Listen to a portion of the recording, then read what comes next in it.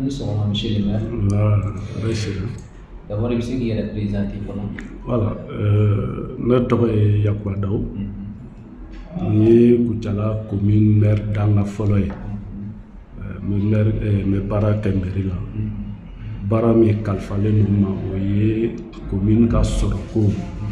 Anaka Nafolo Moussakako, en forme chargé de l'économie et des finances. Voilà, au de Kalfale Nouma, commune Kabara Hukumkono. Ni maire ka dans la forêt. Maire ni ya enseignement bi jugumante ani avis donné communiquer do wala menioro kanye si dugudewma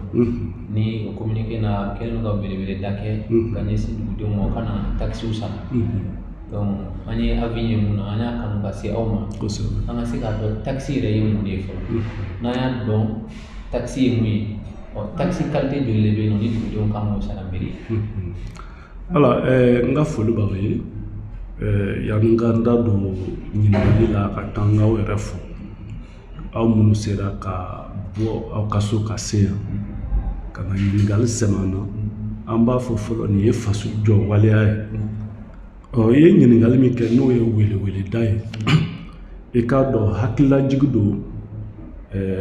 mara tigeli bara hukum kono ne san yelmana abe jagoya maire kan akaka commune kono don la donia ni uka bara hukumi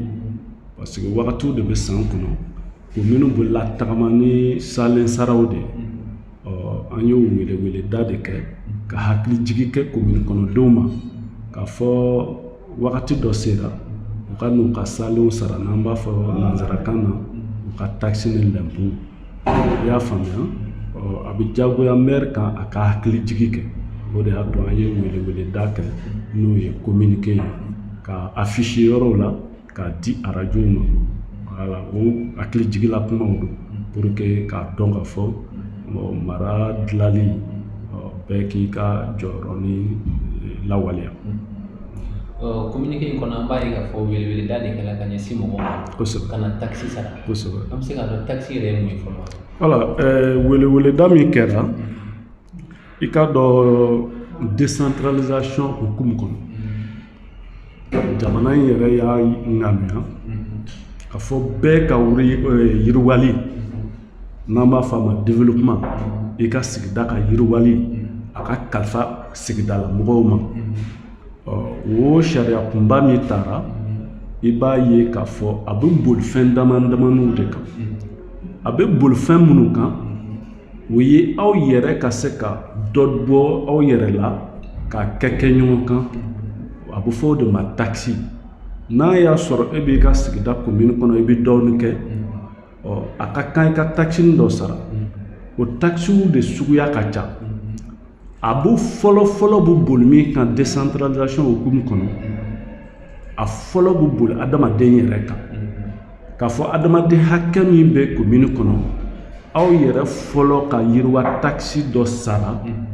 ka bo aw yere la ka sara namba fo ma tederali abu fo do ma yirwa taxi no folo mo ka soro indépendance ma tawlu ba fo ko ni songo taw mais akum forte pour que mo ka famia parce que furuba la kanani be ken furuba fenni o de la o ko ma fo ko ni songo o de yirwa taxi namba fo tederali commune maraw ka tege ka fo aw yere ka yirwali jol folo a folo bu bul soro folo mi kan o tederali parce que aw yere ninkun folo aw yere ka do bo aw yere la ka do di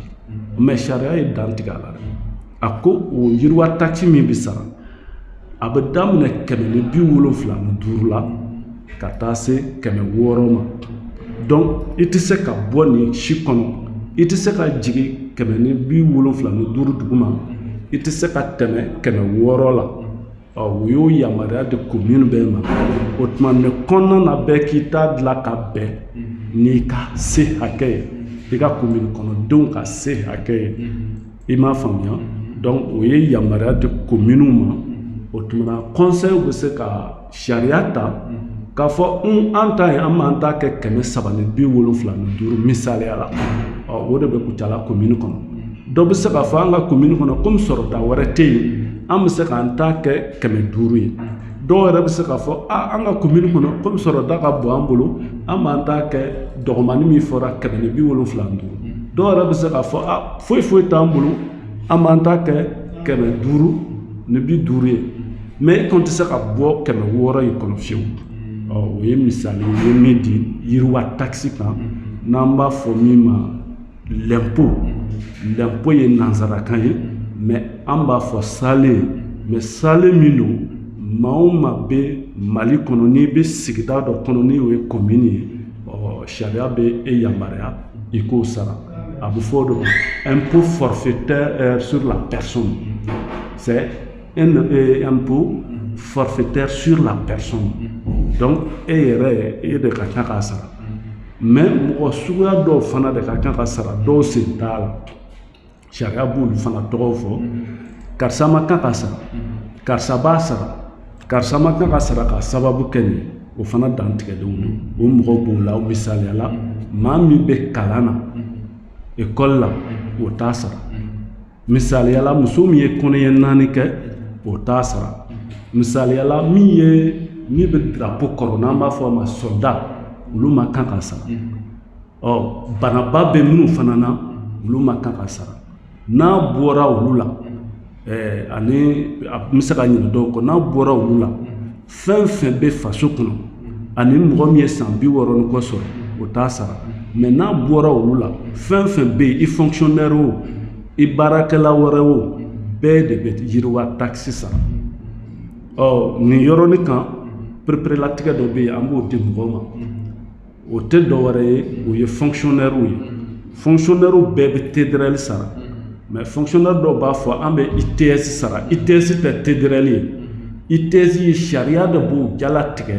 k'a fɔ de 0 à 175 000 francs i bɛ impôt dɔ sara i ka sara kan c'est l'impôt a bɛ fɔ o de ma ITS impôt sur le traitement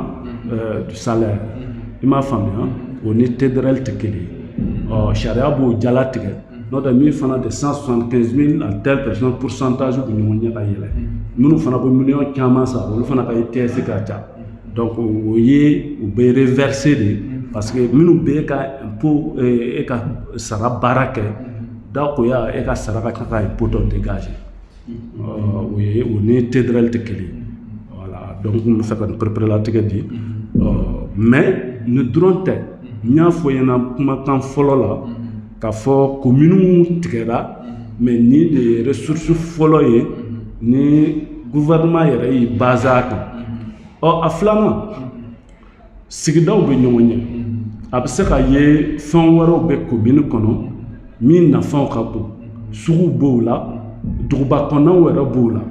yɔrɔ duguba kɔnɔ commune ani commune min bɛ togoda la i bɛ taa sɔrɔ fɛn suguyaw kelenw tɛ yen sariya bɛ yamaruya di collectivitéw ma minnu bɛ duguba kɔnɔ n'o gɛrɛsɛgɛw bɛ yen ou bien sugu bɛ yɔrɔ minnu na misi sugu yɛrɛ bɛ se ka k'a la ka yamaruya di collectivitéw ma u ka taxe dɔw minɛ ninnu n'a ɲɔgɔnna na minnu fana ye duguba kɔnɔnaw ye misala an ka weleweleda la aw b'a ye boulangeries bɛ yen station bɛ yen i y'a faamuya moulins bɛ yen o dɔrɔn tɛ hali mairie yɛrɛ fana bɛ yamaruya di dɔw ma u bɛ sigi bɛɛdaw la bɛɛdaw n'an b'a fɔ o ma domaine public o ye gouvernement ka kɛnɛw ye minnu bɛ an fɛ dugubaw kɔnɔ o misali ye jumɛn siradalaw sirabada ye gouvernement ka yamaruya kɔnɔna ye gouvernement ka nɔnabila ye jɔn ye commune no carré kɔnɔna bɛ gouvernement ka hakɛ de kɔnɔ a bɛ jɔn de ka hukumu kɔnɔ mairie donc maire dɔrɔn de bɛ se ka yamaruya di mɔgɔ ma commune kɔnɔ i sigi nin yɔrɔ la i k'i dayirimɛ ɲini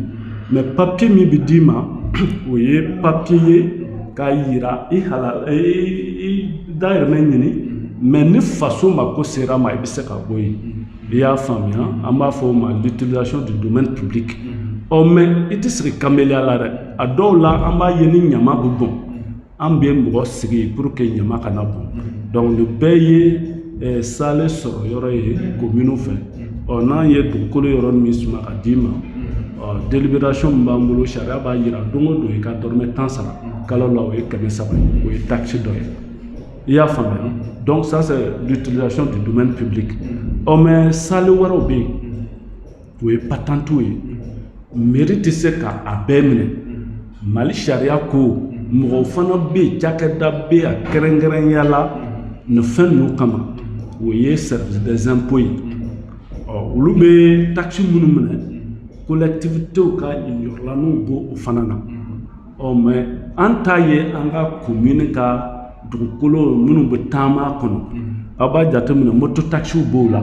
n'i bɛ jɔ commune kɔnɔ i bɛ tali kɛ i bɛ taa ni ka segin kɛ débarcation na embarcation bɛ kɛ donc a bɛ fɔ o de ma stationnement moto taxi b'o la télémani b'o la akaja taxi b'o la hali mobili ba minnu bɛ don ka bɔ ni tagaliw kɛ olu bɛɛ b'a la o bɛɛ ye taxiw ye min bɛ commune yamaruya Mali sariya bɛ yamaruya di commune ma u ka nin fɛn ninnu sɔrɔ pour que u ka taama ni nin n'o tɛ wari bilalen tɛ commune kɔnɔ o mana bɔ yen gouvernement yɛrɛ bɛ subvention dɔw kɛ dɛmɛ dɔw kɛ o dɛmɛ ninnu critères b'u la o critères minnu b'u la olu fana bɛ lase commune ma olu bɛɛ ka subvention a b'a jateminɛ u b'a fɔ ko ANST ka dɛmɛ bɛ sigi a ka TDRL saraliw na donc critères b'u bɛɛ la donc i b'a ye bakuruba la taxiw ka ca dɔɔni collectivitéw bolo mais ni bɛ ka nin fɛn kofɔlɔ minnu fɔ tan a bɛ se ka kɛ a tɛ commune dɔw kɔnɔ n'i taara commune dɔw la yarɔ carré kɔnɔ ou bien k'a fɔ kiosque ni fɛngɛw i bɛ taa sɔrɔ olu dɔw tɛ yen mais a bɛ yɔrɔ minnu na sariya b'u yamaruya collectivitéw yamaruya u yɛrɛ k'u labɛn an b'a fɔ o ma la mobilisation des ressources propres des collectivités o ye ressources propres ye commune fana sariya ko fana aw bɛ se ka hakilijagabɔ kɛ ka aw yɛrɛ ka sɔrɔ ka daw dayɛlɛ o ye jumɛn ye an b'a fɔ o de ma équipement marchand ye jumɛn ye se dɔ ma ye sugu dɔ b'an bolo an b'a lajɛ an bɛ magasinw jɔ a la donc magasin ninnu mana jɔ donc o kɔrɔ b'a yira o loyer ye commune ta ye mais o loyer fana na a b'a jateminɛ commune fana bɛ taxe impôt sara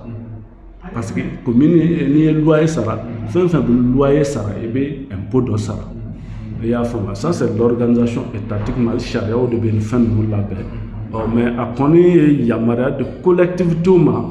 u ka jija u yɛrɛ ka yiriwali a ka ta ba la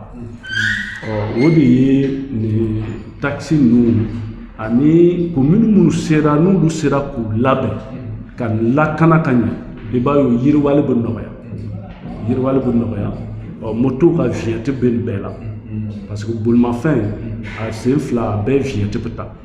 vignette kɔnɔ a wari bɛ tila sigiyɔrɔma 3 commune min ye vignette feere 60% bɛ d'olu ma collectivité cercle parce que i bɛ taa sɔrɔ cercle kɔnɔ commune caman de bɛ yen pourcentage dɔ bɛ yen o bɛ di olu fana ma i bɛ taa sɔrɔ cercle fana bɛ yen région dɔ kɔnɔ pourcentage dɔ bɛ taa je crois que 15% bɛ taa région niveau la 25% tɔ bɛ to collectivité cercle bolo o ye vignette ka clé de répartition ye i y'a faamuya voilà donc n bɛ fɛ ka min fɔ bakuruba la min ye collectivitéw ka sɔrɔ ɲinini hukumu ye ni nin fɔra a bɛ yira commune kɔnɔdenw na nin kɔrɔ b'a yira aw yɛrɛ ka labɛn bɛ aw yɛrɛ bolo a tɛ bɔ yɔrɔ wɛrɛ si ka na n'aw ye nin labɛn ka ɲɛ k'a don a da fɛ aw bɛ yiriwa mais n'a ma kɛ ni fasodenya ye i b'a ye collectivité bɛ sigi a tɛ se ka baara kɛ parce que ni ninnu tɛ sara maire bɛ baara kɛ cogo di a tɛ se ka foyi kɛ ni maire bɛ k'a bɛ kilasi jɔ ni nin bɛ sara a ɲɛ ma i b'a ye maire bɛ se ka kilasi caman jɔ denmisɛnninw ye nin tantan ninnu ani nin fɛngɛ ninnu de b'a to maire bɛ se ka baara kɛ nin bɛɛ lajɛlen kɔfɛ prestation fana wɛrɛ bɛ yen o ye commune kɔnɔ bureau kɔnɔ an b'a fɔ la prestation administrative o ye service administration bɛ se ka baara min kɛ wolosɛmɛw b'o la légalisation de signature b'o la ka taa se furusiri ni fɛngɛ ninnu ma nin bɛɛ ye délibération bɛ prix dɔ sigi nin fɛn ninnu kan min b'a to o dɔrɔmɛ minnu bɛ sɔrɔ a bɛ taa bila waribontigi fɛ yen résidence certificat de résidence b'o la a papier suguya ka ca procuration légalisation de b'a la donc ninnu ye mairie yɛrɛ kɔnɔ baarakɛla ye n'an b'a fɔ o ma service administration par prestation o fana bɛ dɔrɔmɛ min ladon nin bɛɛ bɛ taa bila perception fɛ yen parce que an bɛ baara kɛ wari bɛɛ bɛ l'unité de caisse b'a jagoya fɛn bɛ kɛ a bɛɛ bɛ taa bila waribontigi ka bolo de kan mais bolodaliw bɛ kɛ maire fɛ san kɔnɔ a bɛ fɔ o de ma budget tɛ dɔwɛrɛ ye ka bolodali kɛ ka jateminɛ kɛ an bɛ se ka nin hakɛ ɲini san kɔnɔ bolodaliw don n'a bolodara a bɛ sɔrɔ k'aw kɛ a ɲinini kan n'aw ye min sɔrɔ aw bɛ se ka baara kɛ ni min ye o tuma sariyaw fana dan tigɛ donc bakuruba la an bɛ se ka min fɔ i ka ɲininkali kɔnɔ kun jumɛn na an ye welewele da taxe suguya joli bɛ yen taxe suguya ka ca voilà donc n bɛ fɛ ka nin de fara i ka kuma